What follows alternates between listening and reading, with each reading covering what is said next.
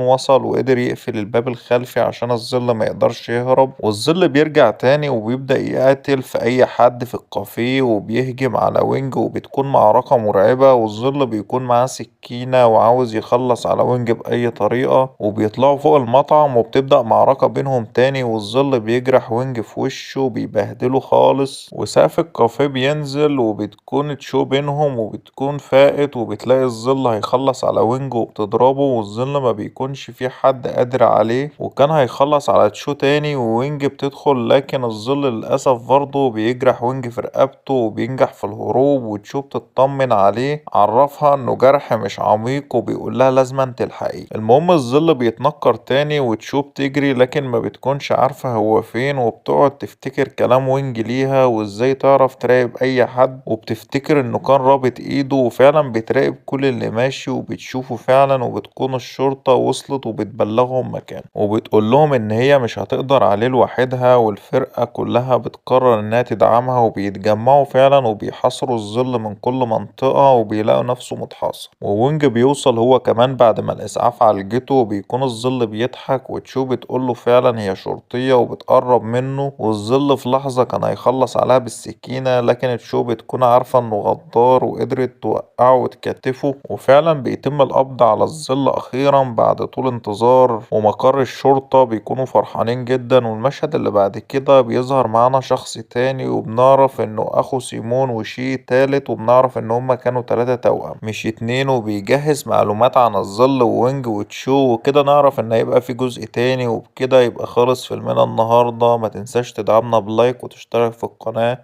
سلام.